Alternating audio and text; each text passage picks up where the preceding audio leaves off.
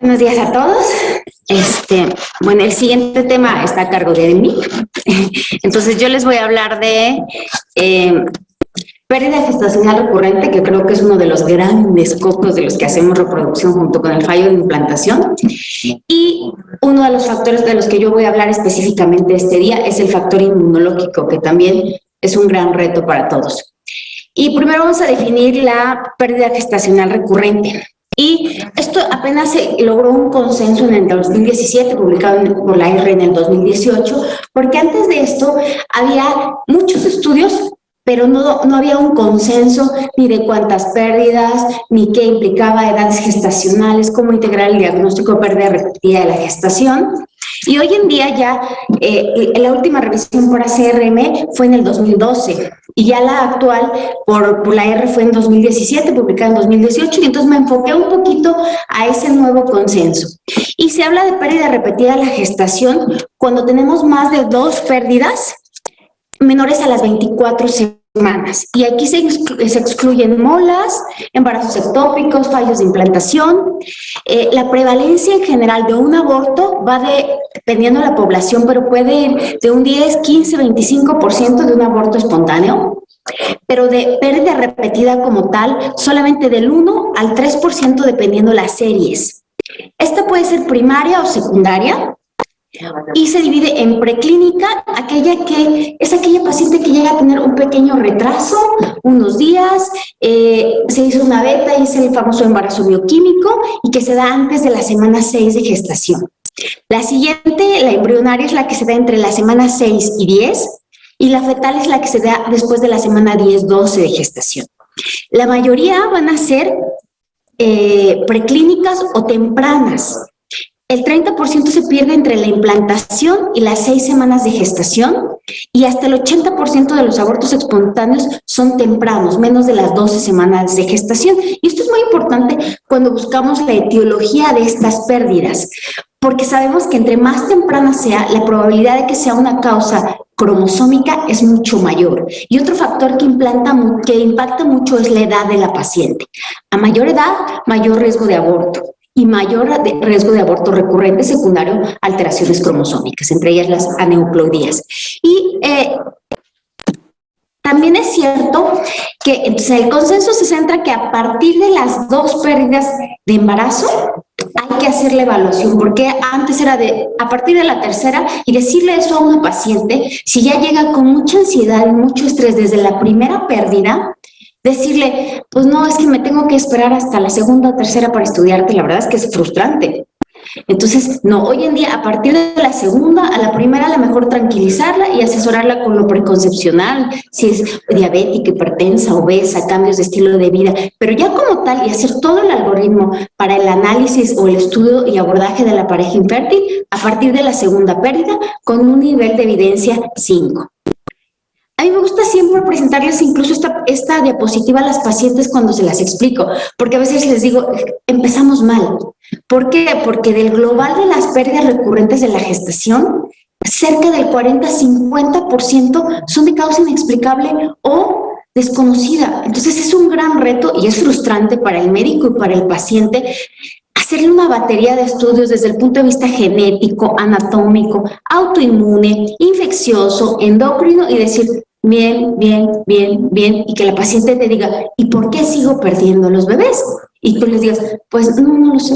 Entonces, esto a veces yo lo recomiendo mucho, lo hago mucho desde el abordaje, desde la primera cita. Mira, es importante y podemos encontrar un 50% de causas y a muchas nos va a ir muy bien. Si es un pólipo, te va a ir, el pronóstico es excelente. Si es un mioma también. Si es una alteración es autoinmune, y por eso la plática de hoy, porque ocupa hasta un 20%, dependiendo las series, hasta 30-35%, el factor inmunológico. Y es de los de mejor pronóstico que va a tener si se trata de manera correcta y con manejo multidisciplinario. Pero la otra parte interesante, importante y buena de la pérdida repetida de la gestación es que cerca de el 60 a 75% de las causas inexplicables van a tener éxito gestacional, o sea, un bebé sano en casa. Y eso, pues empezamos mal, pero la paciente al decirle esto, pues también se anima a decir, oiga, pues sí puedo. es posible.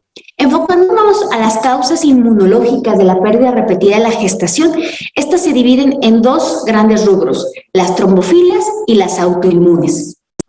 Y me voy a centrar hoy en las trombofilias. Las autoinmunes no hay ni consenso, no hay evidencia científica, y lo veremos más adelante. Las trombofilias se dividen en hereditarias y adquiridas. De las hereditarias está por el déficit de la función o cuantitativas o por la ganancia de la función cualitativas, y las adquiridas, que son las más frecuentes y las que más vamos a poder estudiar y las que mejor vamos a poder tratar, que son las adquiridas, y entre ellas está el síndrome de antifosfolípidos. Dentro de las trombofilias hereditarias, dentro de la ganancia de la función están la mutación del factor 5 de Leiden, que de estas, de las hereditarias, es la más frecuente, ocupa hasta el 60% de las causas de pérdida repetida de la gestación por esta. Está la mutación de la protrombina, que la verdad la prevalencia es baja, del 1 al 2%. La mutación de la metiltetrahidrofolato reductasa, la verdad es que es muy baja, y de la hiperhomocisteinemia también. En general, la prevalencia en la población general de las trombofilias es alrededor del 10 al 15%, y de las que van a presentar pérdida repetida de la gestación por esta causa, cerca del 1 al 2%. De las de causa de déficit de función están sobre todo la proteína C, S y la deficiencia de antitrombina. Igual, muy poco frecuentes, del 0.1 al 2% dependiendo. A ver si hay, aparte de la deficiencia de proteína C, hay una mutación. La prevalencia puede aumentar de procesos de trombosis y de abortos repetición y de procesos de sangrados hasta el 4-5%. Entonces, en general, no va a ser la primera causa. Y esto quiero recalcarlo porque de ahí va a salir qué sí conductas tenemos que tomar en este factor inmunológico y en trombofilias. Per se, las trombofilias van a causar un estado procoagulante, protrombótico. Si agregamos el estado de hipercoagulabilidad del embarazo, hay un detonante. ¿Qué quiere decir? Que puede haber pacientes con mutación del factor 5 de Leiden que van a andar felices por la vida y no les va a causar nada. Pero cuando van a tener un evento que lo desencadene, como cirugías, factores infecciosos, uso de anticonceptivos o el mismo embarazo, es cuando van a poder, o algunas llegan a manifestar la enfermedad. Por lo tanto, ESRE no recomienda ni siquiera buscarlas en la paciente específica de aborto de repetición de manera inicial, cosa que hace años lo que hacíamos era salir con una batería de estudios de factor 5 de Leiden, mutación y todo. Solo se va a recomendar en pacientes con pérdida repetida de la gestación con antecedentes personales y o familiares de tromboembolismo venoso documentado. Y esto, sobre todo, para disminuir el riesgo a esa paciente de tromboembolismo pulmonar o a cualquier nivel. Y esto tiene un grado de recomendación B. Ahora, si la paciente sí es candidata a hacerle estudios para diagnóstico de trombofilias hereditarias, ¿qué estudios les vamos a pedir? Factor 5 de Leiden, mutación del gen de protrombina, proteína C y S. No factor 8 de coagulación, 9, 11, son esos específicamente. Porque aparte no son estudios tan económicos o asequibles. Ahora, el rey de las trombofilias adquiridas y de causa inmunológica para pérdida repetida de la gestación es sin duda el síndrome de antifosfolípidos. Es una enfermedad autoinmune, sistémica, que va a provocar un estado de procoagulante en esa paciente. La prevalencia en general no es tan alta, es del 1 por cada 10,000 habitantes, 10,000 mujeres, y la presencia de anticuerpos antifosfolípidos puede estar hasta el 1 al 5% de las pacientes, pero no necesariamente van a padecer el síndrome. Y esto es como, yo se los hago como el síndrome de ovarios poliquísticos. Puedes tener la imagen ecográfica de ovarios poliquísticos y no tener el síndrome. Lo mismo aquí, pueden salir positivos los anticuerpos antifosfolípidos, pero es muy importante y las guías son muy claras hoy en día, que veremos más adelante para síndrome antifosfolípido. Es muy frecuente en la mujer, en la etapa reproductiva, y como todas las inmunorreumatológicas, son mucho más frecuentes en las mujeres. La población, las mujeres hispanas y las mujeres afroamericanas tienen un factor de riesgo, y puede llegar a estar asociado hasta un 40-50% con lupus eritematoso sistémico, y de estas pueden llegar a desarrollar síndrome antifosfolípidos. Entonces, si nos vamos hacia atrás y cuando hagamos el historial médico y la paciente tiene estos antecedentes, a lo mejor sí hay que investigarlos de manera inicial. El lupus eritematoso sistémico puede estar presente, puede tener anticuerpos anticardiolipina hasta en un 18% y anticardiolipinas hasta un 35%, y estos son los que son más predisponentes para trombosis venosa. En general, el síndrome antifosfolípido nos va a dar un estado protrombótico. Ahora, dentro de las trombofilias adquiridas, esta es una imagen clásica de Lancet, donde habla un poco de la fisiopatología. Recuerden la membrana lipídica, todas las membranas tienen esa membrana bilipídica que nos enseñan, creo que desde el segundo semestre de la carrera, y la presencia de anticuerpos la presencia de anticardiolipinas, de coagulante lúpico y de beta-2 glicoproteínas de manera fisiológica hace que no haya trastornos en la coagulación. Cuando hay presencia de estos anticuerpos antifosfolípidos, son los que van a desencadenar toda esta cascada de eventos procoagulantes y de formación de trombos. Esta es esta aquí, que presenta como de manera muy práctica cómo se comporta la fisiopatología a nivel de las células endoteliales, a nivel del endotelio vascular.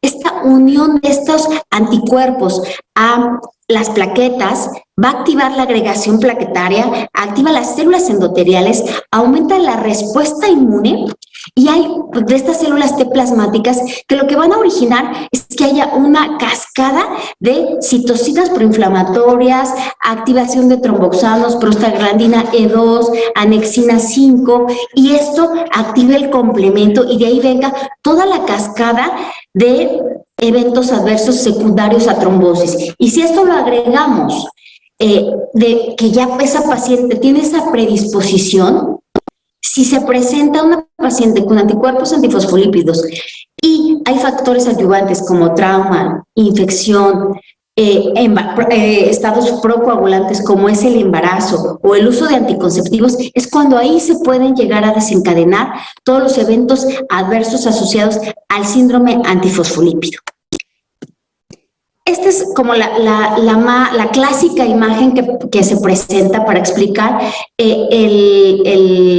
la fisiopatología del síndrome de antifosfolípidos, y son dos pasos. El primero es tener la presencia de esos anticuerpos antifosfolípidos, que hay alrededor hasta de 27 anticuerpos antifosfolípidos. De ellos los más frecuentes son anticoagulante lúpico, anticardiolipina y antibeta-2 glicoproteínas, que es por eso los que buscamos de manera dirigida para integrar el diagnóstico. Y lo que hace es ponerse en contacto este anticuerpo antifosfolípido, la membrana bilipídica de la célula plasmática, activa y junto con la unión de la antibeta-2 glicoproteína, hace que en estas células plasmáticas causen el daño endotelial y en las plaquetas. Por eso es que no es una enfermedad órgano de un solo órgano, sino puede ser sistémica. Puede haber trombosis arterial o venosa de cualquier vaso. Y el segundo golpe donde se presenta es cuando hay un efecto adverso, como el embarazo, el trauma, una cirugía o el uso de anticonceptivos. Y lo que van a hacer es que haya un estado procoagulante que active a las plaquetas, a los eritrocitos, y haya esa agregación plaquetaria. Y para que haya esta activación a nivel celular, aquí vemos cómo se une este anticuerpo antifosfolípido a la membrana bilipídica, y de ahí viene toda la cascada de eventos de activación del complemento, de la anexina 5, que la anexina 5 normalmente es anticoagulante, se inhibe ese efecto de la anexina 5 y por lo tanto se convierte en un estado procoagulante, y hay liberación a nivel de las células plasmáticas, a nivel de la plaqueta, y todo esto se van a manifestar con inflamación, liberaciones de radicales superóxidos y agregación plaquetaria, lo que va a terminar en un estado de trombos a nivel venoso y arterial. Con un grado de recomendación A, la Sociedad Internacional de Trombosis y Hemostasia estos criterios son los clásicos de Sapporo desde 1996, donde debe de haber para integrar el síndrome al menos un criterio clínico más uno de laboratorio. Dentro de los criterios clínicos es que haya una trombosis o arterial o venosa y una comorbilidad obstétrica, que es ahí donde entramos en el área de reproducción. Y al menos un criterio de laboratorio, ya sea anticuerpos, anticoagulante lúpico positivo, anticardiolipinas, IgG o IgM a título alto, moderado, y veremos que es más de 40 o arriba del percentil 99, y de manera persistente. Esto es muy importante porque no es solo una toma, se debe de hacer una toma mínimo a las 12 semanas después de tener el primer resultado positivo. Y también, el antibeta 2 glicoproteína, ya sea IgG o IgM, arriba del percentil 99, y esto es con un grado de recomendación A. Pareciera ser redundante, pero la trombosis vascular debe estar documentada. Y muy importante, que eso creo yo que no lo vamos a ver cuando lo ponen ahí, si hay documentación a nivel histológica, difícilmente vamos a tener eso, pero no debe de haber vasculitis, no debe de haber inflamación en el vaso, y la documentación debe ser por un estudio de imagen, angiografía o un eco que documente la presencia de trombosis. Una morbilidad obstétrica, y los criterios son súper cuadrados y muy claros, o una o más muertes fetales de fetos morfológicamente normales arriba de las 10 semanas de gestación, uno o más nacimientos de un bebé prematuro morfológicamente normal antes de la semana 34 de gestación que estén asociados a eclampsia, preeclampsia severa o insuficiencia placentaria, o 3 o más abortos espontáneos consecutivos previos a la semana 10 de gestación y que ya se haya descartado cualquier otra causa anatómica, endocrina, metabólica, alteraciones cromosómicas, tanto maternas como paternas. Y aquí me quiero detener un poco porque la verdad es que es un gran reto como obstetra o el área reproductiva integrar esto. ¿Por qué? Porque a veces ya te llegan las pacientes con 2 o 3 abortos. ¿Les hicieron cariotipo? No. Ok. ¿Te han investigado? ¿Sabes cuál fue la causa de la pérdida? No. Entonces, a veces ni la paciente sabe, y nosotros armar ese rompecabezas no es tan fácil y decir si tiene síndrome antifosfolípido. Y creo que el puntapié es integrar un buen diagnóstico para poderle dar un buen tratamiento y el pronóstico y el resultado sea favorable.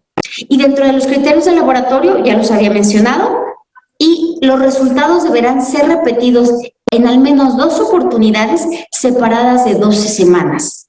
Y aquí juega un papel importante nosotros al solicitar los estudios de laboratorio, porque cuando ponemos en la orden, te vas a hacer todo este panel de estudios y entre estos la investigación de este factor inmunológico, tenemos que estar no cerca de cirugías, no cerca de la pérdida, no en puerperio, no en embarazo, no en el evento trombótico menos de 3 meses, no estar tomando idealmente anticoagulantes, ya sea cumarínicos o heparinas de bajo peso molecular, no estar en un proceso infeccioso agudo, porque si no va a haber una tasa de falsos positivos o de falsos negativos. Porque a veces nosotros integramos el diagnóstico y ya que tenemos como que la sospecha o si es un antifosfolípido es cuando se las mandamos al hematólogo. Y entonces ahí el hematólogo va a decir, hay que repetir los estudios porque están mal hechos. Entonces creo que la adecuada derivación es importante. Y en esta es presentar la prevalencia de los anticuerpos antifosfolípidos en los diferentes contextos clínicos. ¿Cuál es el más frecuente que vamos a ver presente en pérdida gestacional recurrente? El anticoagulante lúpico y los anticardiolipina. Y los menos frecuentes que salen positivos son los antibeta 2 glicoproteína 1. La clasificación del síndrome antifosfolípido también ha cambiado un poco a lo largo de los años. Hoy en día se divide en primario, asociado a lo que antes era el secundario. El primario es que solo tiene antifosfolípidos, no tiene ninguna alteración, y el asociado es el que está asociado a un proceso infeccioso, a un proceso inmunorreumatológico, que lo más frecuente es eso, encontrarlo sobre todo a lupus eritematoso sistémico, pero puede haber otras condiciones reumatológicas positivas. Puede ser agudo, puede ser severo, puede ser seronegativo, que tenga todos los criterios clínicos, pero que en los criterios de laboratorio sea negativo. También hay un catastrófico. Hay del grupo 1, desde el punto de vista laboratorio se dividen en grupo 1, en grupo 2, uno es que solo tenga un anticoagulante positivo, y grupo 2 que tenga anticardiolipina 1 combinada con antifosfolípido o con beta-2 glicoproteína. Y desde el punto de vista clínico también se puede dividir en trombótico, obstétrico y catastrófico, que este es el menos frecuente, pero el más mortal, tiene una mortalidad del 50 al 70%. Ahora, manejo. Las guías son súper claras, creo yo, súper sencillas y entre comillas, porque una vez que ya lo integramos, el manejo sí debe de ser multidisciplinario. Uno, para lograr que esa paciente se embarace, que lo logra, porque más bien se embaraza y los pierde, pero sobre todo el objetivo principal es disminuir riesgos de trombosis de esa paciente, la comorbilidad que conlleva, porque estas pacientes van a tener mayor riesgo no solo de pérdida, sino de preeclampsia severa, de eclampsia, de desprendimiento prematuro de placenta, de coagulación intravascular diseminada y, claro, el que el ginecólogo no duerma. Entonces, creo que el adecuado manejo con el materno fetal, con el médico hematólogo o con el reumatólogo si tiene patologías asociadas va a ser muy importante, y que la paciente entienda su enfermedad. Se recomienda, una vez que la paciente ya está embarazada, las ecografías seriadas en la semana 8, el clásico 11-14, 16, 20, el estructural 20, 28, 32. Si se fijan, es un seguimiento obstétrico habitual. Y con el materno fetal cada 7 días a partir de la semana 8, por el riesgo de desprendimientos de placentas, por el riesgo de preeclampsia, eclampsia, y desde el punto de vista bioquímico, el protocolo que mande el materno fetal. Flujometría Doppler cada 2 semanas a partir de la semana 24 en las pacientes con alto riesgo. O ya el índice de pulsatividad nos da una idea de cómo cuidar a esas pacientes. Y aquí yo dividí o encontré que los estudios hay como un antes y un después. Todos aquellos estudios antes del 2010, el 2014, que antes a todas las pérdidas repetidas de la gestación de causa inexplicable les metíamos, porque nos tocó a todos, heparina, aspirina, prednisona, otros más aventados les ponían gamma-globulina, y hoy en día ya es muy claro quién sí y quién no. A veces menos es más, pero vemos que aquí ya se veía desde entonces que el uso de aspirina asociada a heparina de bajo peso molecular es lo que más aumentaba la tasa de nacido vivo en casa y mejoraba el pronóstico y disminuía el riesgo de comorbilidades obstétricas. Cambió un poquito porque todos los estudios antes del 2014, el estudio TIPS, que es uno de los estudios más importantes que hay en relación a tratamiento o intervención farmacológica en trombofilias, antes se les daba a todas. A partir de ahí ya se vio en el estudio TIPS que no a todas las pacientes hay que darles anticoagulación, no todas antiagregante platicatario y no a todas corticoesteroides. En el 2016 también lanza un artículo y que es como el que está más vigente ya en los últimos estudios, donde el uso de aspirina de dosis de 80 a 100 miligramos al día, de heparina fraccionada de 5,000 a 20,000 unidades subcutánea cada 12 horas, y el de heparina de bajo peso molecular, es el estándar de oro en el manejo de estas pacientes, que si se fijan, en realidad es un manejo sencillo y que sí aumenta la tasa de nacido vivo en casa y disminuye las comorbilidades, esto con un nivel de evidencia 1A, y en todas las asociaciones ACRM, los ingleses, hay un colegio inglés que también ya publicó sus guías, y bien, los argentinos y la ESRE, que es la que más creo yo que nos rige en general, tienen este consenso. Recordar que si la paciente ya viene con ácidos cumarínicos, están totalmente contraindicados en el embarazo, y ahí se hace el match de preferencia antes de la semana 6 hacer el match a heparinas de bajo peso molecular que son compatibles con el periodo de embarazo y que se pueden utilizar a partir de la semana 6 o entre más temprano se utilicen, es mejor. Pacientes con síndrome antifosfolípido y pérdida repetida de la gestación con criterio clínico para SAF que presentan niveles de anticardiolipina y o anticoagulante lúpico con niveles altos, no hay duda, aspirina y bajo peso molecular. Pacientes en los que se repite la falla reproductiva a pesar de este manejo, es donde hay duda y con un grado de recomendación C por las asociaciones internacionales de trombosis y hemostasia. Sí se podría agregar corticosteroides, en algunos hidroxicloroquina y gamma-globulina, pero el manejo lo va a dar no el obstetra, no el materno-fetal, lo va a dar el hematólogo. Pacientes con SAF asociado, no hay duda que los esteroides y la hidrocloroquina es el tratamiento para estos pacientes con un grado de recomendación C. Ahora, terminando las trombofilias, nos vamos a las causas autoinmunes y ahí seguimos igual que hace 50 años.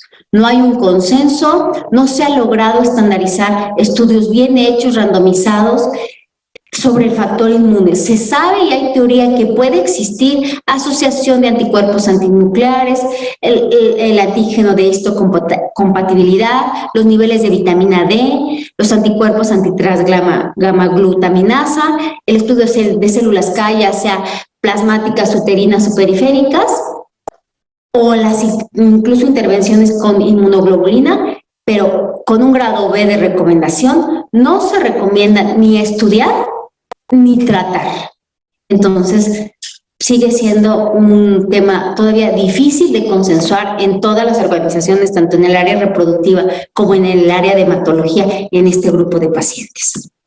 Y no olvidar el objetivo claro de las pacientes con pérdida repetida de la gestación en general, va a ser tratar de disminuir esta tristeza, esta frustración de la pareja, de la mujer y también del médico, y lograr esto que buscan todas las parejas y todos los médicos, que es un bebé nacido en casa. Y yo haría el paréntesis en el factor inmunológico en trombofiles, disminuir el riesgo de trombosis y de todas las comorbilidades que puede tener esa paciente.